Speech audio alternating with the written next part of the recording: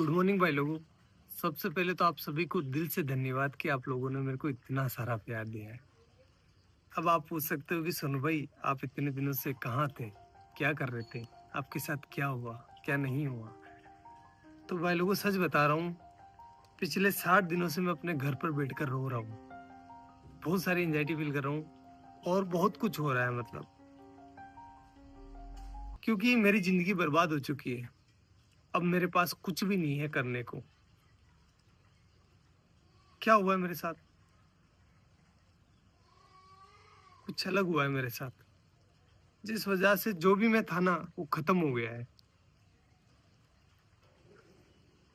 कैसे हुई है मेरी जिंदगी बर्बाद, ये जानना है आपको अगर, या फिर मेरे को मैं बताऊं कि मेरे को मैं बता सकता हूँ आपको कि मेरी जिंदगी कैसे बर्बाद हुई है, तो उसके लिए मेरी जिंदगी जाननी पड़ेगी कि सोनू ने स्ट्रगल करके क्या अपने जीवन में हासिल किया था और उसके पास अब वो नहीं है।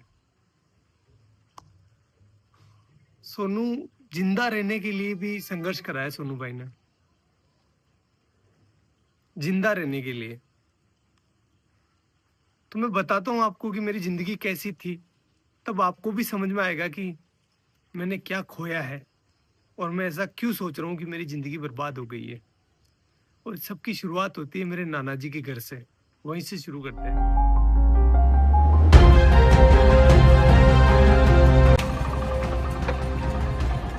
गाइस ये है मेरे नाना नानी का घर, जहां पर मेरा जन्म हुआ था। चलो अंदर चलकर देखते हैं कौन कौन है।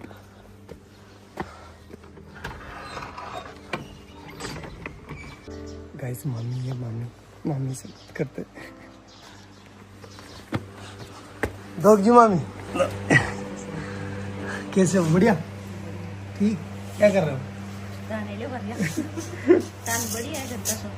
हाँ तैयार है, सब तैयार है। तो कुछ ऐसा दिखता है नाना नानी का घर। मेरा जन्म हुआ था यहाँ पर। पहले आपको पता है कि ना हॉस्पिटल वगैरह नहीं जाते थे, मतलब बच्चे जो है वो घर पर ही हो जाते थे। तो मेरा भी जन्म ऐसे ही हुआ है। मामी हम यहाँ कौन से कमरे में रहते थे पहले, जब मैं छोटा था ना, बच्चा था तब? इस वाले में। ये है वो रूम जहां पर हम बचपन में रहा करते थे, ये वाला।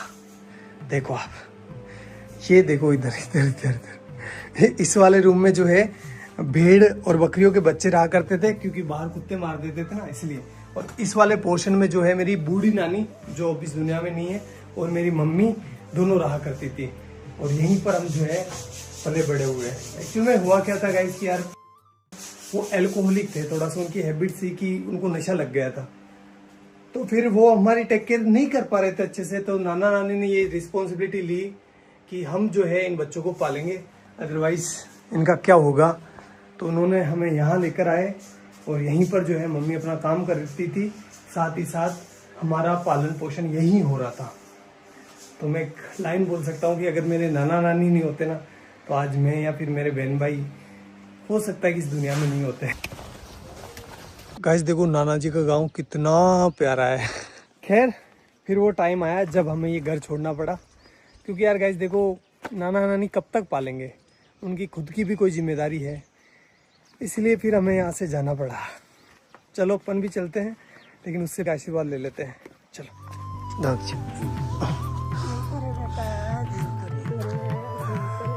मेरी नानी है, आपको बाद में बताऊंगा इनके बारे में।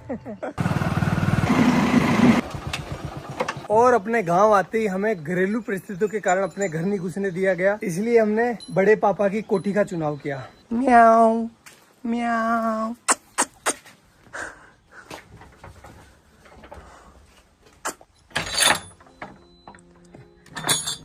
तो भाई लोगों ये है हमारी कोठी, जहां पर हम 2 साल रुके थे। तो अगर मैं अपने 2 हाथ फैलाऊं ना, इतना ही डिस्टेंस है, ज्यादा नहीं है। इतनी ही इसकी लंबाई है और इतनी ही इसकी चौड़ाई है, ये देखो। और हाइट आप देख सकते हो, बस इतना ही है। मेरी हाइट थोड़ी कम है, इस वजह से यहाँ पर जगह भी कम रह गई थी। केवल यहाँ पर एक छोटा सा मचान बिछाने के लिए जगह थी। और ऊपर से जो है बरसात का पानी टिपकता नहीं था, बरसात का पानी गिरता था, क्योंकि ये छत है ना थोड़ी नीचे है। और यहाँ पर आप देख सकते हो नीचे जो इसका फर्श है ना, फर्श वो बना हुआ था गोबर और मिट्टी का। इस वजह से यहाँ पर कभी कभी सांप आ जाया करते थे, अपने घर बना लिया करते थे। और भाई लोगों इस घर में हमें जिंदा रखने की जिम्मेदारी आ गई हमारे मम्मी के कंधों पर। और इस वजह से पहले भी काम किया उन्होंने, लेकिन उन्होंने 10 रुपए मजदूरी में काम चालू कर दिया। 10 रुपए में से 5 रुपए के वो हमारे लिए चावल लेकर आती थी। मैं लेकर आया हूँ आपको बताने के लिए कि उस टाइम कितने चावल आते थे। इतने चावल आते थे 5 रुपए के। तो इन चावलों से वो हमारा पेट भरती थी, तीनों बहन भाइयों का सॉरी, और खुद भूखी सो जाती थी कि मेरे बच्चों का पेट भर जाए, बस बहुत है, मैं तो निकाल लूंगी रात। और हम ना समझते उस टाइम, तो हम नहीं समझ पा रहे थे कि हमारी माँ जो है वो भूखी सो रही है। हम तो बस अपना पेट भरने का ध्यान दे रहे थे। लेकिन मेरी मम्मी जो है उस टाइम बिना कुछ खाए भूखी सो रही थी। एक जो कटोरी होती है आटे की, उसको संभाल के रख रही थी कि जब बुरा टाइम आएगा तो मैं अपने बच्चों को खिलाऊंगी। खुद कुछ नहीं खा रही थी, एक टाइम खाना खाती थी पूरे दिन में वो, और कंटिन्यूस काम कर रही थी वो।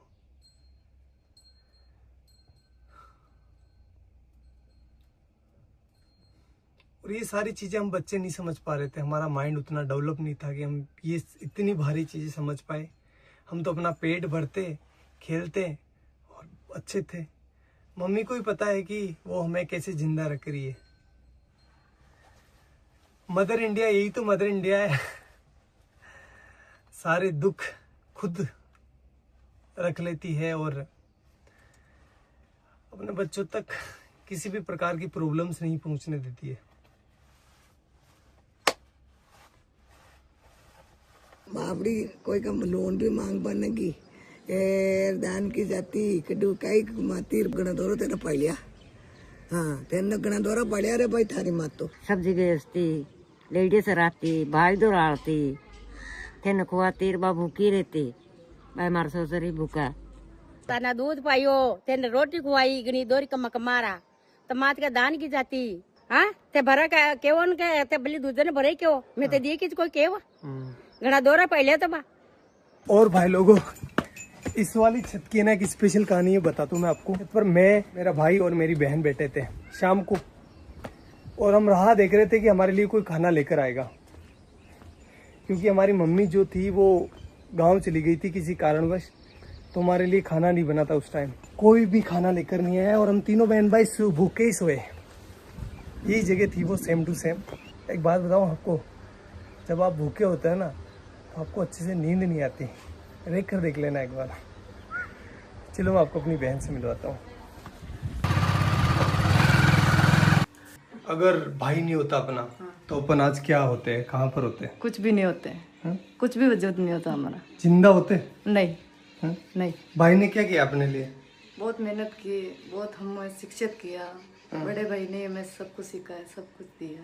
गाइस बात है 2008 की, जब मेरा बड़ा वाला भाई इस पीछे वाले स्कूल में पढ़ाई करता था। उस टाइम हुआ क्या था, कुछ शरारती बच्चों ने स्कूल की घंटी जो बेल होती है उसको छुपा लिया था, और उसका सारा इल्जाम मेरे भाई पर लग गया। भाई को स्कूल से सस्पेंड कर दिया गया। देन हमने जैसे तैसे कर करा के भाई का एडमिशन जो है वो बाहर की स्कूल में करवा दिया, जहाँ पर वो कुछ किराया देकर स्कूल चला जाता था। 2 रुपये लगते थे शायद उस टाइम किराए के, या 1 रुपया लगता था, आई डोंट नो फुली। फिर कुछ समय बीता, उसके बाद मैंने और मेरी बहन ने 5वीं क्लास पास कर ली, और हम जब 6ठी क्लास में यहाँ पर एडमिशन लेने आए तो हमें बोला गया कि आपके भाई ने जो घंटी छुपाई थी उसको जो है आपको भरना पड़ेगा, अदरवाइज़ आपका एडमिशन नहीं होगा। तो उस टाइम 350 रुपये, 360 रुपये जो है उस घंटी के देने थे। 1 महीने से ज़्यादा टाइम लग गया 360 रुपये का जुगाड़ करते करते, इसलिए उस साल हमारा एडमिशन नहीं हो पाया, और यहाँ पर जो है एडमिशन बंद हो गए। अब घर वाले हमें किराया देकर किसी दूसरी स्कूल नहीं भेज सकते थे, क्योंकि वो अफोर्ड नहीं कर पाते उस टाइम, और हम छोटे बच्चे थे तो किसी दूसरे गांव भी स्कूल नहीं जा पाते, क्योंकि दूर था ना। हमारा गांव काफ़ी बड़ा है, तो हम दूसरी जगह अगर जाएंगे ना तो हमें कम से कम 3-4 किलोमीटर जो है पैदल चलना पड़ेगा। तो छोटे बच्चे थे तो नहीं हो पाया वो सारी चीज़, और हमारा 1 साल पूरा बर्बाद हो गया। फिर मेरे बड़े वाले भाई ने एक भारी डिसीजन ले लिया, और उसने अपनी सारी पढ़ाई छोड़कर, अपनी सारी ज़िंदगी दांव पर लगाकर मेरी और मेरे बहन के लिए काम चालू कर दिया। उसने फर्स्ट काम चालू करा मंडी में। जो सब्जी मंडी होती है ना वहाँ पर। गाइस मैं हूँ अभी उस सब्जी मंडी के अंदर जहाँ से मेरा भाई सब्जी खरीदता था। 15-20 किलो वजन को अपने सर पर रखकर मेरा गांव जो कि यहाँ से 20-25 किलोमीटर दूर है वहाँ पर लेकर जाता था। वो सब्जी वो फल फ्रूट बेचता था जिससे कि कुछ पैसा आए और वो अपने बहन भाइयों का पेट भर सके, अपनी माँ के सर पर जो बच्चों का पालने का भार था उसको कम कर सके। और ये वो काम कर रहा था जब उसकी उम्र है ना 16 साल की। वो बाल श्रम कर रहा था। क्यों? क्योंकि अपने बहन भाइयों को जिंदा रख सके और उनको अच्छी एजुकेशन दे सके। घर में कई सामान नहीं रहा तो दोनों मन भाई सब्जी ले जाता, मैं दोनों जेर बेच जाता। ये वो चौराहा है जहाँ पर मेरा भाई सब्जी लेकर उतरता था और उसे एक एक घर बेचने जाता था। चलो मैं आपको दिखाता हूँ कि वो इतना सारा वजन लेकर कितना पैदल चलता था।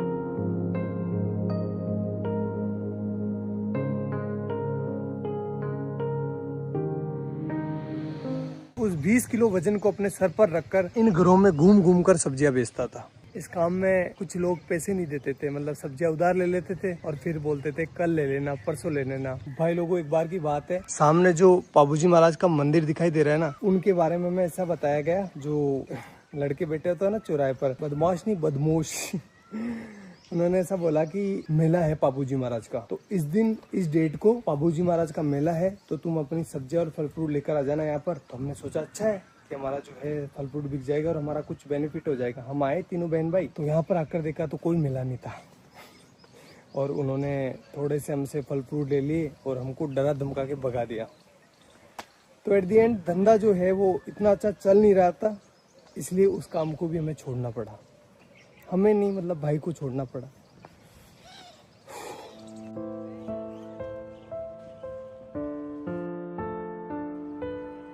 और गाइस फिर मेरे भाई ने खिलौनों की दुकान पर काम चालू कर दिया, जहां पर उनकी सैलरी थी 50 रुपए पर डे, यानी 1500 रुपए पर मंथ।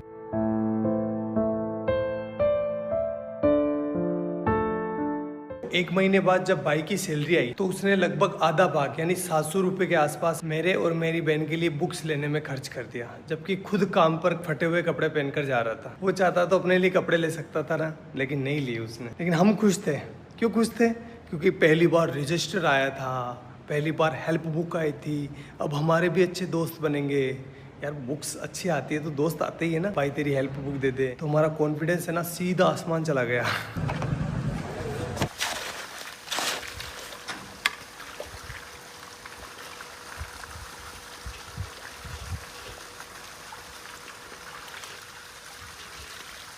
भाई लोगों अब मेरी बारी थी।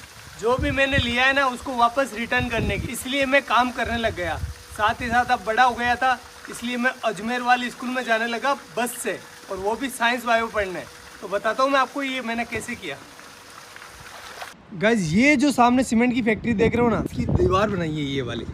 ये गाइस ये मैंने अपने हाथों से डलवाई है। अब तो खराब भी होने लग गई। बताओ ये भाग भाग सोनू भाग भाग भाग भाग। गाइस अब तो मैं भाग भी नहीं पा रहा हूँ। पहले ना इतना दूर, लगभग ये होगा 600 मीटर दूर, एक पूरा सीमेंट का कट्टा जो कि 50 kg वेट का, यहाँ पर पटक कर अपने कंधे पर, और एक साइड जो है ना वो चिमनी लगी हुई है, वहाँ से लेकर उस वाले कोने से जहाँ से अपन आए थे ना वहाँ पर लेकर जाता था। अरे भगवान, इसका ठेकेदार इतना खड़ूस था। जब मैं बोलता था ना, मैं छोटा था तो दर्द तो होता है यार, 50 किलो का कट्टा लेकर जाता था तो पेन हो रहा था मेरे को। तो मैंने बोला सर कि मेरे से ना ये लेकर नहीं जा पा रहा हूँ मैं इसको। तो बोला कि काम पर क्यों आया है, पैसे किस बात के मिलेंगे, ऐसे बोलते थे। करना पड़ता था भाई। तो ये वाला काम तो मेरे को ज़िंदगी भर याद रहेगा, क्योंकि वो सीमेंट के कट्टों ने मेरी रीढ़ की हड्डी में प्रॉब्लम कर दी। गाइज ये जो आप बिल्डिंग देख रहे हो ना, ये हमने बनाई है एक मजदूर के तौर पर। और गाइज ये वाली जो टंकी आपको दिखाई दे रही है, ये बनवाई है। हाँ, ये जो दीवार आप देख रहे हो ना, ये सब कुछ। भाई लोगों, भैंस चराते टाइम बायोलॉजी पढ़ने का मजा ही कुछ अलग होता है, क्योंकि एग्जाम्पल यहाँ पर सामने होते हैं। जब एक बगुला है ना भैंस के आसपास होता है तो उसका मतलब ये है कि वो सेब पोजीता कर रहा है। क्योंकि आप देख सकते हो जहाँ पर भैंसें चर रही है ना, उसके पास एक बुगला है। ये देखो बुगला है। क्योंकि जब भैंस चारा खाती है ना, तो चारा हिलने की वजह से उसके अंदर जो कीड़े होते हैं वो बाहर निकल जाते हैं, और ये बुगला उनको खाकर पेट भर लेता है। ये दो जीवों का एक संबंध है, जिसमें एक को कोई भी घाटा नहीं होता और दूसरे को फायदा हो जाता है। प्रेरित धाराओं से उत्पन्न होने वाले चुंबकीय क्षेत्र का मान सदैव इस प्रकार होता है कि वो उन कारणों का विरोध करता है जिसके कारण इसकी स्वयं की उत्पत्ति हुई है। अरे डब डब डब, डब जा।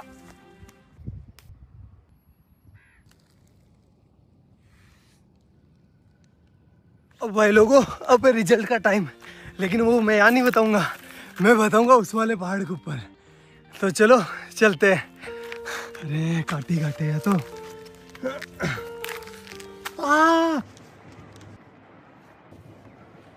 अब भाई लोगों, मेरा आ गया 12th का रिजल्ट।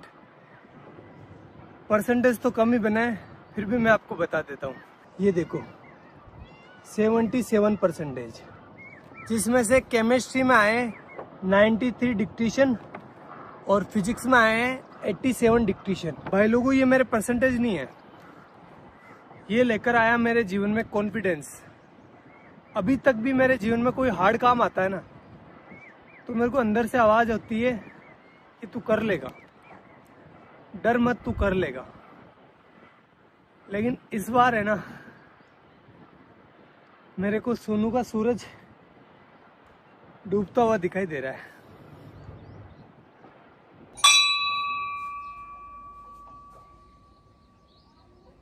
भाई लोगों, अब मैं टीचर बन चुका था, चलो क्लास लेकर आते हैं।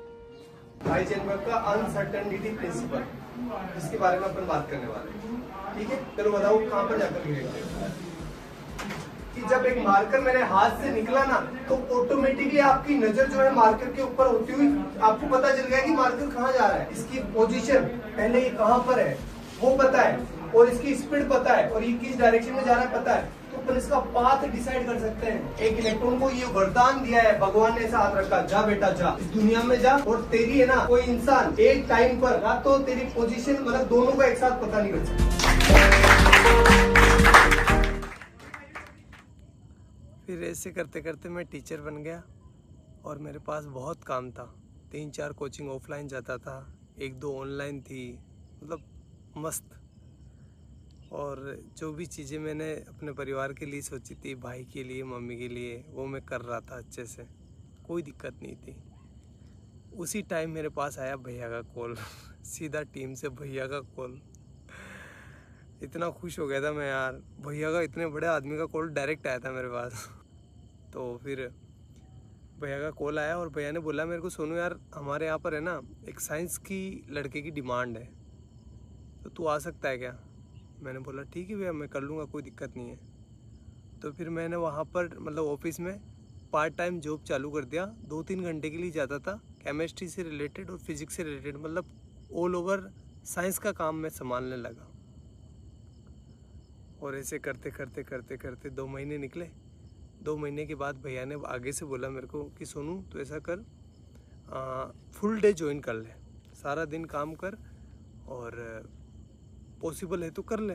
घर वालों से बात करी, घर वालों ने, मेरे बड़े वाले भाई से मैंने पूछा, तो उसने कहा कि यार देख तू ज्वाइन कर ले, कोई दिक्कत नहीं, अपने ही गांव के तो कोई प्रॉब्लम नहीं होगी। मैंने कहा ठीक है कर लेता हूँ, इसमें क्या दिक्कत है, आपने बोल दिया तो वो सब आपसे आगे क्या है, कोई नहीं, कुछ नहीं है। ऐसा करके मैंने टीम को ज्वाइन कर लिया, और फिर मेरा अच्छा शानदार टाइम आया। मैं बहुत अच्छा काम कर रहा था सभी चीज़ों में, मतलब पहले मैं साइंस से जुड़ा था, लेकिन अब मैं जो है ना वीडियो का एडिशन हो गया, और भी बहुत सारी चीज़ें हो गई, कैमरा के पीछे बहुत सारी चीज़ें चलती है ना, मतलब पत्थर उठाना खड्डे खोदना, सारे काम जो भी हो सकता है सब कुछ कर रहा था। Everything I can do, I do that. Best चल रहा था, कोई प्रॉब्लम नहीं थी, अच्छी चीज़ें हो रही थी, शानदार, हर एक चीज़ में शानदार एफर्ट लगा रहा था। जो मतलब एक वीडियो आपको लगता है कि बहुत ईजी होता है, लेकिन ईजी नहीं होता, बहुत हार्ड काम है एक वीडियो को बनाना। जैसे एग्जांपल के तौर पर मैं बोलूँ तो जो बनाना है ना, बनाना से पोटेशियम निकाला था, आपको याद होगा, वो 20-23 मिनट की वीडियो थी, अच्छी भी चली थी वो वीडियो। उस वीडियो को मैं संभाल रहा था पीछे, उसका सारा केमिस्ट्री मैं संभाल रहा था।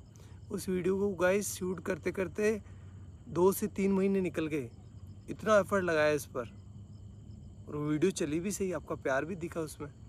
तो ये तो एक एग्जांपल है, बाकी बहुत सारे काम किए, जैसे डायमंड वाला, और भी बहुत सारे साइंस के सारे प्रोजेक्ट थे ना, वो मैं हैंडल करता था बिहाइंड द कैमरा, और चीज़ें अच्छी चल रही थी, मतलब कोई दिक्कत नहीं था, सब कुछ शानदार था। मैं सारे कंपनी के रूल एंड रेगुलेशंस फॉलो कर रहा था, मेरी अटेंडेंस की भी कमी नहीं थी, हर एक चीज़ बेस्ट थी। और मैं भैया की इतनी रेस्पेक्ट करता हूँ, आज भी करता हूँ, कि भैया के सामने कभी ऐसा टाइम था मैं चेयर पर नहीं बैठता था। मतलब मुझे लगता था कि नहीं, मेरी औकात नहीं इनके बराबर बैठने की। और आज तक मैं उनसे हैंडशेक नहीं करता। जब भी वो कुछ अच्छी चीज़ करते ना तो वो हैंडशेक करते थे। मैंने मतलब मेरा ऐसा था कि नहीं यार, भैया से हैंडशेक कैसे कर सकते हैं अपन। मैं उनके पैर छूता था, इतनी इस लेवल पर रेस्पेक्ट कर रहा था मैं। सब कुछ चीज़ें शानदार चल रही थी, कोई भी प्रॉब्लम नहीं थी किसी भी प्रकार से। अभी 2-3 महीने पहले ही मेरे साथ कुछ ऐसा हुआ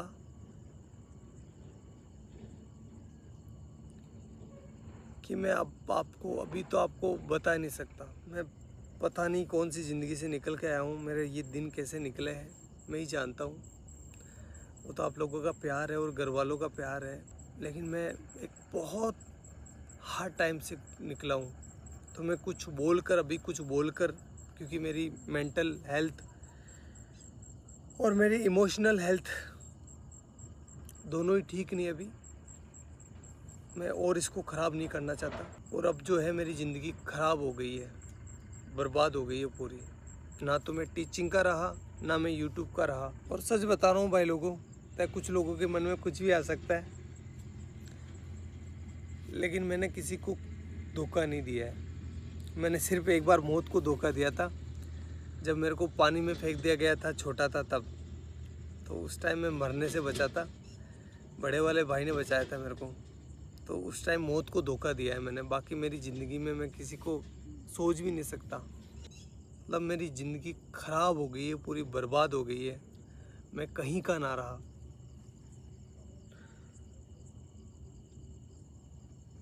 लेकिन घर वालों को वो चीज़ें नहीं दिखा सकता मैं।